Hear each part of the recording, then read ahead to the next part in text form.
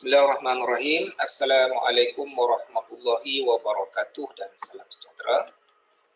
Okay, jumpa kita lagi sekali dalam kelas Bahasa Melayu. Kali ini kita akan cuba mempelajari tentang tata bahasa, iaitu kata ganti nama diri pertama.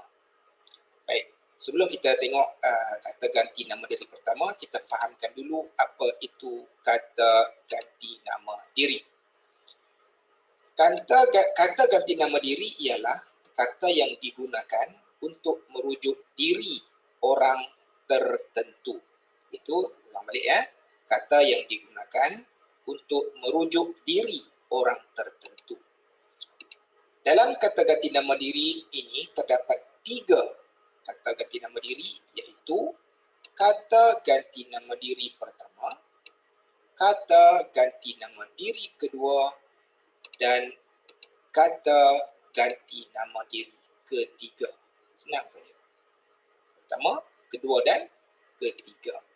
Baik, mari kita lihat apakah yang dimaksudkan dengan kata ganti nama diri pertama.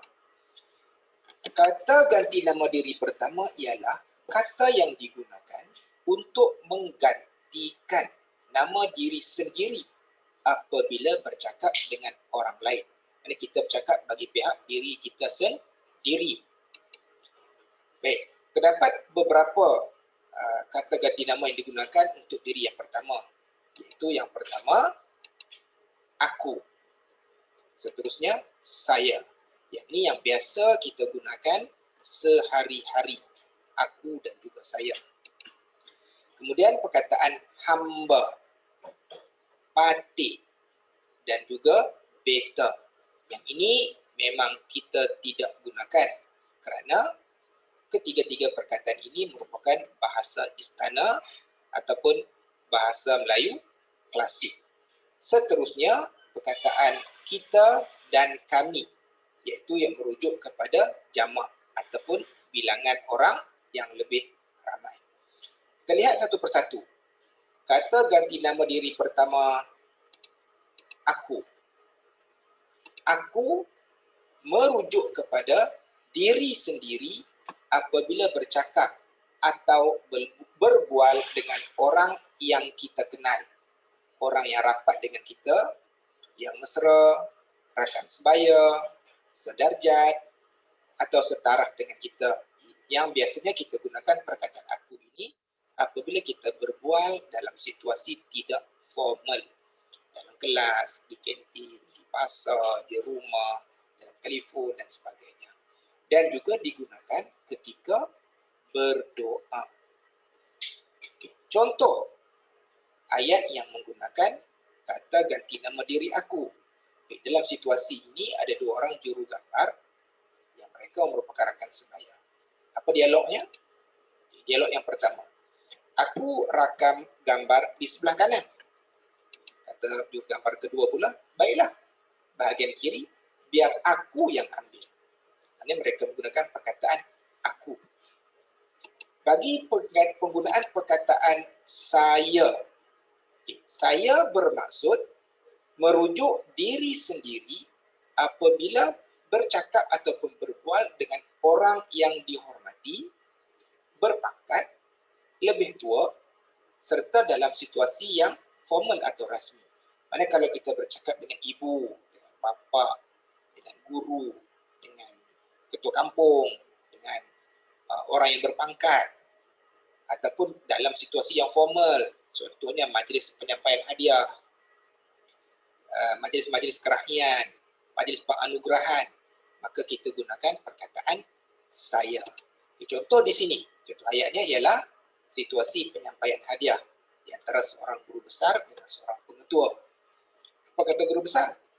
Ini merupakan cenderamata daripada sekolah saya. Kata pengetua, saya mengucapkan setinggi-tinggi terima kasih dan penghargaan. Disebabkan majlis ini majlis formal dan mereka pula merupakan orang yang mempunyai kedudukan. Maka perkataan yang sesuai ialah saya. Seterusnya, hamba. Hamba merujuk diri sendiri apabila bercakap ataupun berbual dengan orang lain selain daripada kerabat diraja. Yang ini digunakan dalam bahasa Melayu klasik. Kita bercakap dengan sesiapa sahaja kecuali dengan sultan, dengan raja. Kita gunakan perkataan hamba. Okay, contoh ayatnya. Untuk kita mengetahui situasi ini mudah saja. Kita lihat kepada cara pemakaian. Kalau pakai tanjak, baju Melayu dan yang lengkap berbusana ini, biasanya dialog yang digunakan adalah dialog bahasa klasik. Okay. Dalam dialog ni, biar hamba betulkan ikatan kain samping tuan hamba. Jawapannya, terima kasih. Hamba kurang arif mengikat kain samping. Baik. Seterusnya, bagi perkataan patik. Patik merujuk diri sendiri apabila bercakap ataupun berbual dengan sultan, dengan raja ataupun kerabat di raja. Manakala perkataan beta pula merujuk kepada diri sendiri apabila sultan ataupun raja itu bercakap dengan orang lain. Sama ada raja atau sultan bercakap dengan kerabat di raja ataupun raja atau sultan itu bercakap dengan rakyat biasa. Maka penggunaannya ialah beta. Contoh ayat di sini, di situasi ini, di dalam petikan cerita filem Hang Tuah, sultan berdialog dengan bendahara. Apa titah sultan? Beta titahkan Datuk Bendahara hapuskan semua petualang dalam negara ini segera. Itu titah sultan. Jawab bendahara pula, ampun tuanku, titah tuanku untuk menghapuskan para petualang itu akan segera patik laksanakan. Maknanya penggunaan perkataan beta dan patik di sini merujuk kepada diri sendiri untuk sultan dan untuk bendahara. Seterusnya, penggunaan perkataan kita. Kita merujuk kepada diri sendiri dan menyertakan diri orang kedua. Maksudnya di sini ialah kita ini seorang bercakap bagi pihak semua orang lain. Seorang bercakap bagi pihak semua orang. Contohnya dalam gambar ini ada satu kumpulan guru-guru, murid-murid bergerak dialog antara Cikgu Zuraini dengan guru besar. Apa kata Cikgu Zuraini? Tanja ini merupakan cenderamata daripada sekolah kita kepada tuan rumah. Maknanya Cikgu Zuraini bercakap bagi pihak semua orang. Kata guru besar pula, ini sebagai tanda kita menghargai tuan rumah menerima kunjungan ini. Baik, itu penggunaan kita. Dan bagi penggunaan kami pula, kami merujuk kepada diri sendiri, iaitu orang yang berkata, serta temannya apabila bercakap dengan orang kedua. Kami ini pula bercakap bagi pihak orang ramai kepada orang kedua.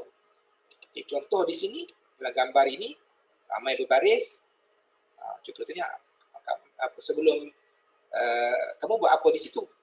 Okay, contoh soalan. Dia jawab, sebelum meneruskan aktiviti, kami merakam gambar kenang-kenangan di hadapan dewan itu. Okey, ini ialah penggunaan kata ganti nama diri kami. Baiklah, kita selesai untuk kelas kita pada hari ini. Penggunaan kata ganti nama diri pertama. InsyaAllah kita akan jumpa dalam tutorial yang seterusnya bagi penggunaan kata ganti nama diri kedua dan juga ketiga. Semoga bermanfaat. Selepas ini boleh cuba buat latihan yang akan diberikan selepas ini. Sekian. Terima kasih. Assalamualaikum warahmatullahi wabarakatuh.